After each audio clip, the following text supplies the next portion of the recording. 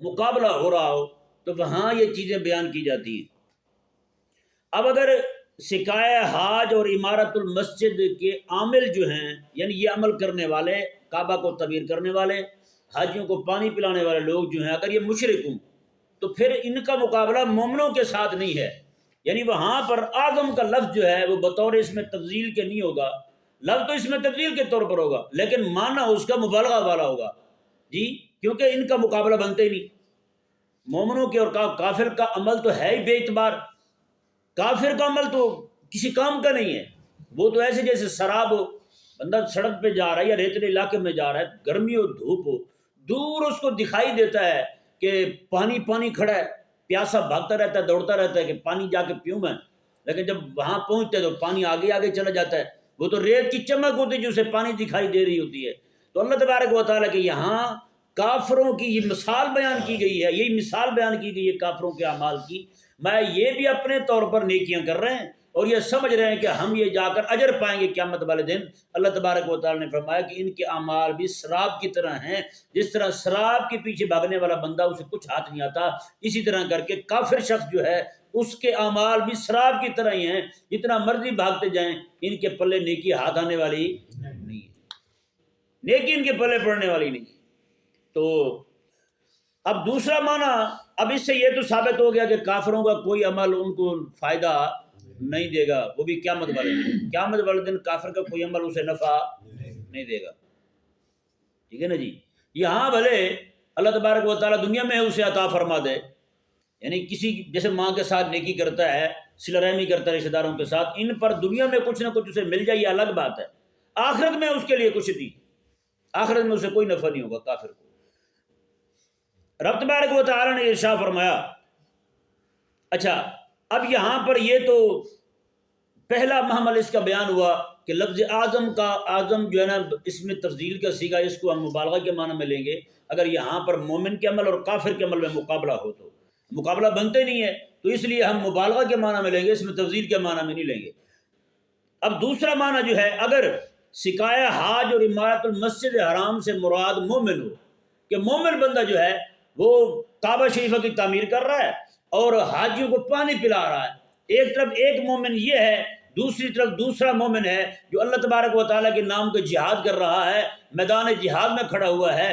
اب ان دونوں کا جب مقابلہ ہوگا، کیونکہ مومن کا عمل کا بھی مقابلہ ہے، کافر کے عمل کا بھی مقابلہ ہے جی، ان کا مقابلہ بنتا ہے کیونکہ مومن کا عمل قابل اعتبار ہے، دونوں کا قابل اعتبار عمل ہے۔ اللہ تبارک و تعالیٰ نے پھر یہاں پر اس میں تفضیل کا سیگا جو ہے وہ معنی بھی اس میں تفضیل کا ہی دے گا۔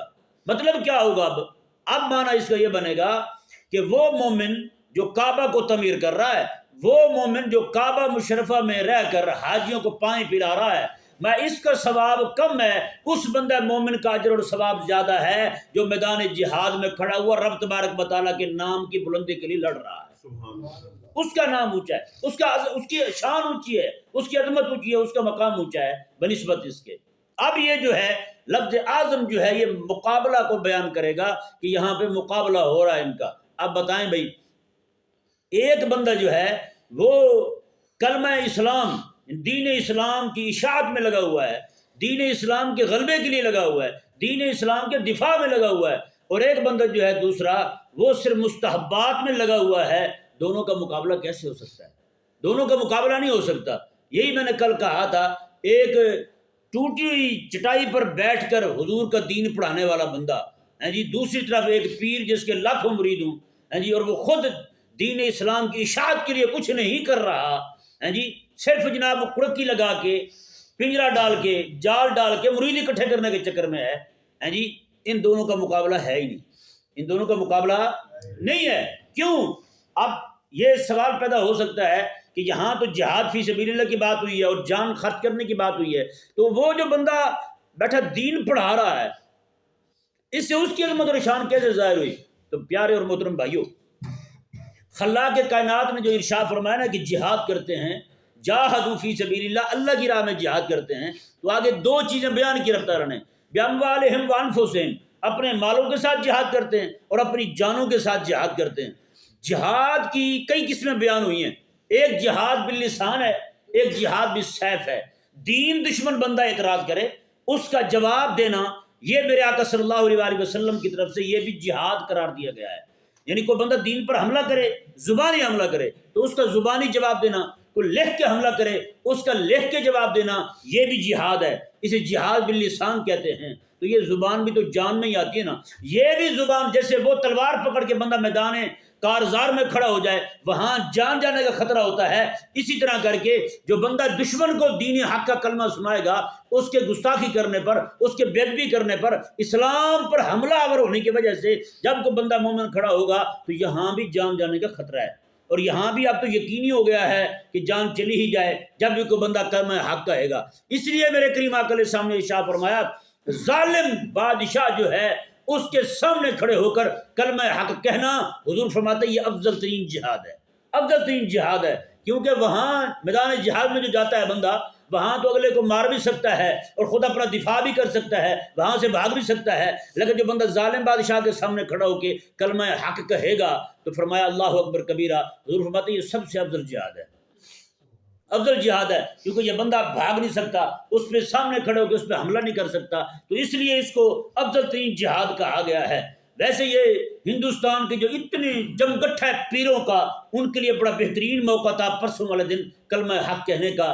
مودی جب مسجد کو گرا کر، بابری مسجد کو شہید کر کے، جہاں پر 500 سال سے کچھ زائد سال رب کو سجدہ کیا گیا، وہاں آج ہندو گائے کا پیشاب پینے والوں نے مندر بنا کر وہاں پر بتوں کی پوجا شروع کر دی ہے، بتوں کی پوجا شروع کر دی انہوں نے۔ اب بتائیں جی یہاں پر کلمہ حق کہنے کا موقع تھا یا نہیں تھا؟ لیکن پیروں نے اپنی پگڑیاں بچائی، اپنے مرید بچائے۔ یعنی جس پیر کو اسلام سے زیادہ اپنے مرید بچانے کی فکر ہو، اسلام بچانے سے زیادہ مرید بچانے کی فکر ہو، مرید اکٹھے کرنے کی فکر ہو، اسلام کی اشاعت سے زیادہ چیلے چماٹے گرو اکٹھے کرنے کی فکر ہو، تو وہ بندہ اسلام کے لیے بیکار شخص ہے، اسلام کے نفع کے لیے وہ کوئی شے نہیں ہے، اسلام کو نفع نہیں دے سکتا۔ دیکھیں نا، جیسے کہ بادشاہ تھا، بادشاہ امام صالحی شامی رحمہ اللہ نے اپنی کتاب سبل الہدی والرشاد میں یہ بات نقل کی ہے۔ ایک بادشاہ جو ہے وہ پہاڑ پر کھڑا ہوتا ہے، پہاڑ کے اوپر چڑھا ہوا ہے، سامنے اس کی فوج کھڑی ہے، سامنے اس کی فوج کھڑی ہے، اور دل میں اس کے خیال آتا ہے مولا کاش کہ میں تیرے حبیب کے زمانے میں ہوتا تو میں ساری فوج لے کے تیرے حبیب کے دشمنوں پہ چڑھ جاتا، ان پہ چڑھائی کر دیتا، ان کو لتاڑ دیتا، میں قتل کر دیتا ان کو، تیرے حبیب کے دشمنوں کو۔ مولا کاش کہ تم میں اس وقت ہوتا تو تیرے حبیب کے دین کے غلبے کے لیے کام کرتا۔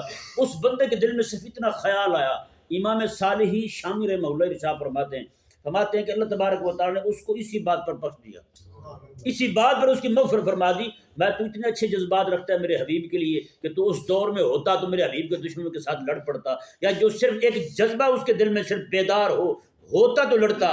تو بتائیں آج جو لڑ رہے ہیں حضور کے دین کے لیے، حضور کے دین کے دفاع کے لیے، کتنا بڑا اجر ہوگا۔ رب تبارک و تعالی نے یہ اعظم کیا کہ اسے بیان کیا ہے، ایک ہوتا ہے عظیم، عظیم بہت بڑا، ایک ہوتا ہے اعظم سب سے بڑا، اور رب تبارک و تعالی نے فرما دیا اور جب کعبے کو تعمیر کرنے کا ثواب چھوٹا ہے، جہاد کرنے کا ثواب بڑا ہے۔ رب تبارک و تعالی نے بتا دیا حاجیوں کو زمزم پلانے کا ثواب چھوٹا ہے، میری راہ میں جہاد کرنے کا ثواب بڑا ہے۔ تو بتائیں یار آج پوری دنیا میں ہم لوگوں نے پکڑ کے چھوٹے چھوٹے کاموں کو بڑا کیسے بنا رہی ہے؟ جن کو رب نے فرض کیا تھا وہ آج ہمارے نزدیک فرض ہی نہیں ہے، جن کو رب سونے نے فرض کیا تھا وہ ہمارے نزدیک فرض نہیں رہا، اس کا درجہ مستحب سے بھی نیچے چلا گیا ہے۔ لیکن جو کام پیر کر رہا ہے وہ فرض سے بھی اوپر چلا گیا، وہ فرض سے بھی اوپر چلا گیا۔ آج بندوں کو دیکھ لیں نماز پڑھے نہ پڑھے پورا سال، لیکن پیر کے اس پہ حاضری ضرور ہوگی، پیر صاحب ناراض ہو جائیں، پیر صاحب ناراض ہو جائیں۔ یہی میں رات سوچ رہا تھا، میں نے کہا دیکھو ہمارے ہاں رسول اللہ علیہ السلام کی اطاعت 5% ہے، رسول اللہ کی اطاعت 5% ہے، اور پیر کی اطاعت 95% ہے۔ سچی بات ہے۔ مجھے اس بات کا یقین تب ہوا جب میں نے ایک بندے کو حدیث دکھائی، وہ کہنے لگا جی بس آپ دیکھیں پیر صاحب کیا کہہ رہے ہیں، حضور کی حدیث دکھائی، وہ کہتے ہیں پیر صاحب کو دیکھیں پیر صاحب کیا فرماتے ہیں جی۔ میں نے رنگین کپڑے پہنے ہوئے تھے جیسے ابھی پہنے ہوئے ہیں، آپ دوست بھی پہنتے ہیں، رنگین کپڑے پہنے ہوئے تھے۔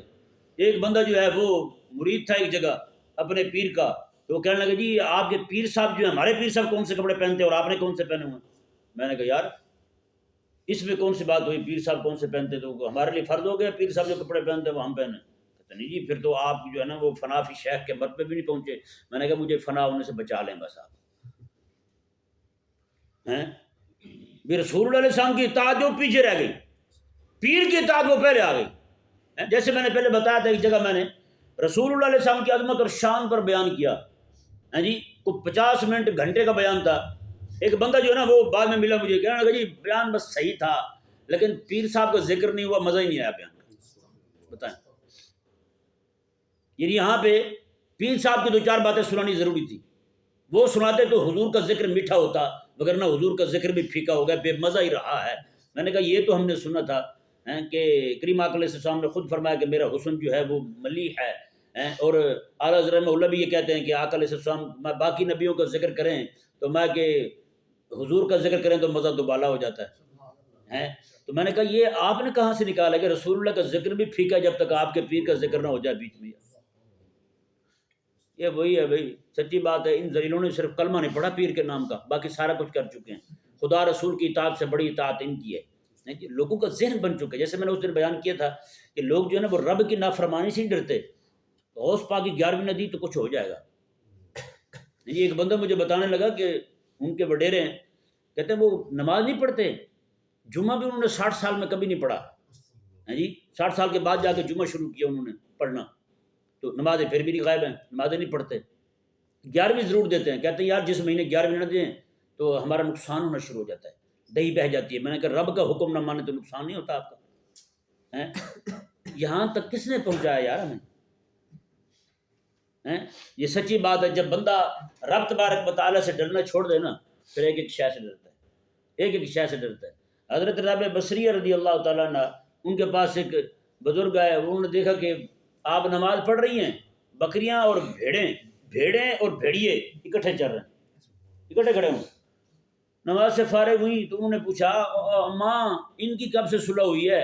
انہوں نے کہا جب سے رابعہ نے رب سے صلح کی ہے ان کی بھی صلح ہوئی ہے۔ تو یہ ہے جی، ہم رب کے نہیں نہ بنے پھر ہر ایک سے ڈر رہے ہیں۔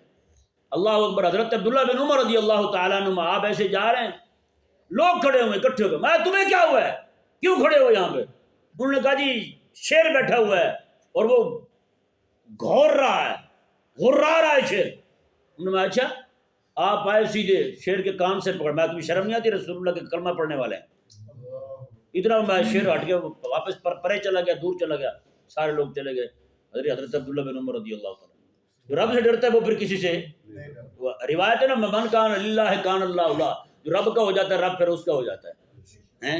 اللہ اکبر۔ اہل بیت کے امام تھے بہت بڑے، ان کو ایک حاکم نے پکڑ کے شیروں کو ہفتہ بھوکا رکھا، 2 شیروں کو ہفتہ بھوکا رکھنے کے بعد وہ سید زادے ان کو پکڑ کے اس پجرے میں ڈال دیے جہاں پہ شیر تھے۔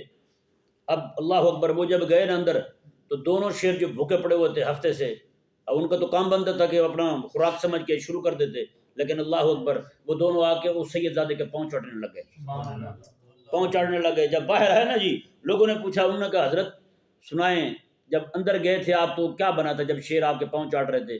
وہ تو یہ سمجھ رہے وہ تو ڈر گئے ہوں گے، کیا بنے گا میرے ساتھ؟ انہوں نے کہا میں سوچ رہا تھا یار انہوں نے منہ لگا لیا ہے، نماز کا وقت یہی ہو گیا تو نماز کیسے پڑھوں گا میں؟ تھوک لگ گئی ہے نا چاٹنے کی وجہ سے، نماز کیسے پڑھیں گے؟ میرے دل میں یہ خیال آ رہا تھا۔ بتائیں رب تبارک و تعالیٰ خوف ہی ختم کر دیتا ہے جو صرف رب سے ڈرنے والا ہو۔ آج ہم نے صرف رب سے ڈرنا چھوڑا ہے نا، ہر ایک چیز سے ڈر رہے ہیں، ہر ایک چیز سے ڈر رہے ہیں۔ تو پیارے اور محترم بھائیو، خلاق کائنات نے ارشاد فرمایا، یا مبارکہ دیکھیں، الذین آمنوا وہاجروا وجاہدوا فی سبیل اللہ باموالہم وانفسہم، وہ لوگ جو ایمان لائے اللہ کی ذات پر، وہاجروا اور انہوں نے ہجرت کی، وجاہدوا فی سبیل اللہ اور اللہ کی راہ میں جہاد کیا، باموالہم وانفسہم اپنے مالوں کے ساتھ اور اپنی جانوں کے ساتھ، اپنے مالوں کے ساتھ اور اپنی جانوں کے ساتھ۔ یہ کہ یہاں پہ جان پہلے آنا چاہیے تھا، مال بعد میں آنا چاہیے تھا، لیکن یہاں پہ مال پہلے آیا، جان بعد میں آئی ہے۔ کئی سارے لوگ جان دینے کو تیار ہو جاتے ہیں، مال دینے کو تیار نہیں ہوتے۔ ان کے نزدیک مال دینا جو ہے نا یہ مشکل کام ہوتا ہے، جان دینا یہ آسان کام ہوتا ہے۔ جیسے کوئی بندہ فوت ہونے لگا نا، کسی نے کہا یار کوئی صدقہ کر دو، اللہ آسانی پیدا کرے گا، اس نے کہا جان صدقہ کر رہا ہوں اور کیا کروں؟ یعنی مرتے ہوئے بھی اسے امید تھی ممکن ہے ٹھیک ہو جاؤں، کہیں یہ نہ ہو کہ اس میں سے کچھ نقصان پڑ جائے۔ شیخ سعدی رحمہ اللہ نے بیان کیا، انہوں نے کہا کہ ایک بندہ تھا ایسے بخیل، فوت ہونے لگا، کسی نے کہا یار یا تو صدقہ دے دے تو بکری، یا پھر گھر میں مولوی بلا کے قرآن پڑھا دے۔ اس نے کہا یار بکریاں ذرا دور ہیں، چلو مولوی بلا کے قرآن پڑھوا لیتے ہیں، ان کو کچھ نہیں دینا پڑے گا۔ مولوی مفت میں پڑ جائیں گے، 15-20 مولوی آئیں گے بیچارے، ان کو ہم نے ویسے مشہور کر رکھا ہے مولویوں کو دینا حرام ہے، مولویوں کو یہ لینا حرام ہے، مفت میں پڑ جائیں گے، کون سا ایسا مسئلہ ہے یا نہیں؟ شیخ سعدی رحمہ اللہ فرمانے لگے ایسا نہیں تھا کہ بکریاں دور تھیں، اسے یہ یقین تھا اگر میں نے ایک بکری دے دی تو آدھے گھنٹے بعد میں نے مرنا ہے، اسی وقت مر جاؤں گا میں، اسے یقین ہو گیا تھا کہ میں پہلے ہی مر جاؤں گا، کیوں نہ ہو کہ میں بکری روک لوں، چلو مولوی بلا کے قرآن پڑھوا دیں، بعد میں ان کو دلیا کھلا دیں گے، کون سا ایسا مسئلہ ہے؟ اللہ اکبر۔ تو یہ آیت مبارکہ میں اللہ تبارک و تعالی نے ارشاد فرمایا جی دیکھیں، اپنے مال کے ساتھ جہاد کرے اور اپنی جان کے ساتھ جہاد کرے، اعظم درجۃ عند اللہ، ان کا درجہ اللہ کے ہاں سب سے بڑا ہے، اللہ کے ہاں سب سے بڑا ہے۔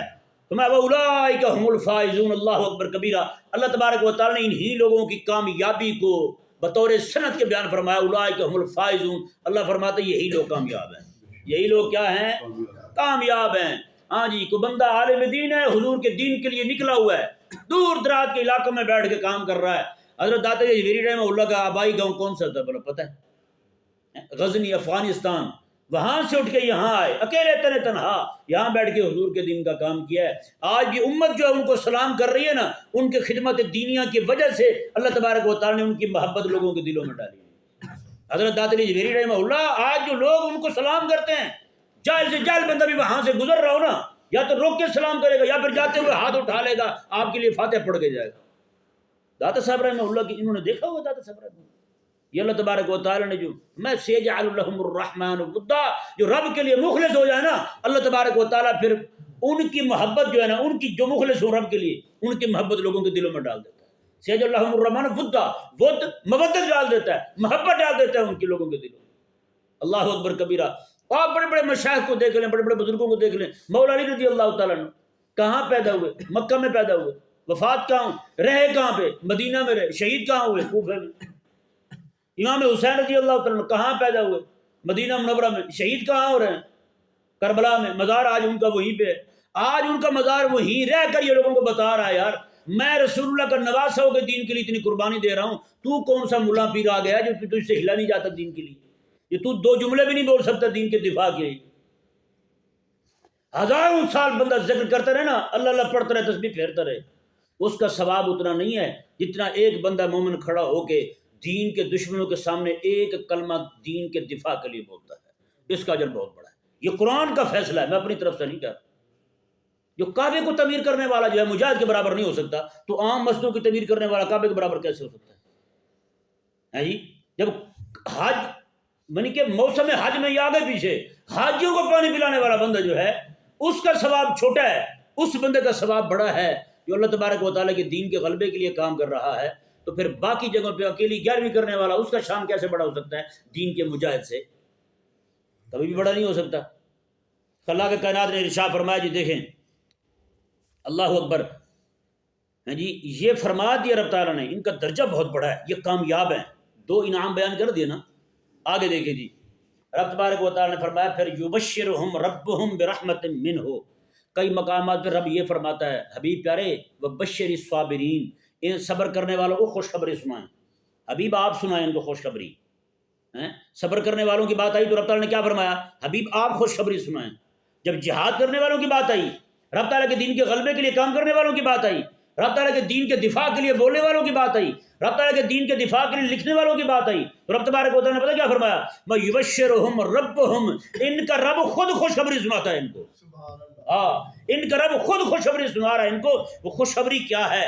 دیکھیں جی برحمت منہ، اپنی طرف سے رب رحمت عطا فرمائے گا، ورضوان، وہ ہمیشہ ہمیشہ راضی ہو جائے گا، وجنات لہم فیہا نعیم مقیم، اور ان کے لیے جنتیں ہیں، جنت نہیں جنات ہیں، ان کے لیے جنات ہیں، فیہا نعیم مقیم، جن جنتوں کے اندر ہمیشہ رہنے والی نعمتیں ہیں، ختم ہونے والی نہیں۔ یہاں پہ دیکھیں رب تعالیٰ نے تین چیزوں کا مطالبہ کیا تھا، ان تین چیزوں پر تین ہی انعام عطا فرمائے۔ یہ ذرا غور فرمائیے گا پچھلی آیت مبارکہ پر۔ پہلے فرمایا آمنو، پہلے کیا ہے؟ دوسرا فرمایا وہاجرو، پہلے فرمایا ایمان لائے، دوسرا فرمایا ہجرت کی، تیسرا فرمایا جہاد کیا۔ اب ان کا انعام کیسے بیان کیا رب تعالیٰ نے؟ برحمت، رحمت، ورضوان اور جنات، یہ تین انعام بیان کی۔ یہ ذہن میں رہے، یہاں پر لفظ نشر غیر مرتب کے طور پر بیان کیا گیا، کیوں؟ وہ کیوں؟ دیکھیں جی، ایمان کے مقابلے میں رحمت آ گئی، ایمان کے مقابلے میں کیا ملے بندہ مومن کو؟ رحمت ملی۔ وہاجر اور ہجرت کی گھر چھوڑا اپنا، تو گھر چھوڑا اس سے مراد اس کے مقابلے میں رضوان نہیں، گھر چھوڑا، اس کے مقابلے میں رب تعالیٰ نے پھر گھر دیا جنات کا۔ کون سا گھر؟ جنات کا۔ اور یہاں فرما دیا رب تعالیٰ نے فیہا نعیم مقیم، کیا کہ میں وہاجر، اس نے جو گھر چھوڑا تھا، ممکن ہے اس کے گھر میں باغ ہی نہ ہو، ممکن ہے اس کے گھر میں کوئی پھل ہی نہ ہو، ممکن ہے باہر زرعی زمین نہ ہو اس کی، رب تبارک و تعالیٰ نے اس نے یہاں اپنا ٹوٹا پھوٹا گھر جو ہے نا وہ میرے لیے چھوڑا تھا۔ رب فرماتا ہے میں اس کے لیے جنتوں کی نعمتیں عطا فرماؤں گا، وہ گھر اسے عطا فرماؤں گا، جنتوں کے گھر عطا فرماؤں گا، جنتیں عطا فرماؤں گا۔ اب بتائیں نا یار، تو بندہ کسی کو کہے یہ ہمارا تو اتنا بڑا گھر ہے کہ ہم کمرے سے نکل کے بیت الخلاء جائیں تو ہمیں موٹر سائیکل پہ جانا پڑتا ہے، تو بندے حیران ہوئے، اور بہت بڑا گھر ہوگا ان کا، ہے یا نہیں؟ وہ کوئی کہے کہ ہمارے تو گھر میں کھال چلتا ہے پورا پانی کا، پورا منہر چلتا ہے پانی کا، تو لوگ حیران ہو گیا، واقعی بہت بڑا گھر ہوگا ان کا۔ وہ کہے کہ ہمارے گھر میں نہر چلتی ہے، تو بتائیں لوگ سوچ سکتے ہیں، اندازہ لگا سکتے ہیں کتنا بڑا گھر ہوگا اس بندے کا۔ یہاں تو لوگ مرتے ہیں کنال ویو کو بالکل نہر کے اوپر جب ہمارا گھر ہو تو ویو ذرا اچھا ہوگا، وہ بھی کنال ویو پھر۔ تو بتائیں یار رب کیا ارشاد فرماتا ہے؟ رب فرماتا ہے ہر جنتی کے گھر میں 4 نہریں، 4 نہریں، ہر جنتی کے گھر میں 4 نہریں بہ رہی، اور نہر بھی سبحان اللہ پھر جی اللہ تبارک و تعالیٰ نے خود قرآن میں بیان فرما دیا وہ کس کس چیز کی نہریں ہوں گی۔ یہاں پر بھی دودھ تو بھائی ملتا ہی نہیں، دودھ جو ہے وہ 2 ہی چیزیں، 2 ہی لوگ جو ہیں وہ اچھا پی سکتے ہیں خالص، یا تو بھینس کا کٹا یا پھر گجر خود پیتا ہے۔ میں صحیح مداری کر رہا ہوں، صحیح کہہ رہا ہوں، یا تو خود پیئیں گے یا پھر کٹا دودھ پیے گا۔ صحیح، میرے شاگرد ہے وہ دودھ لے کے آتا تھا، میں نے اسے کہا یار،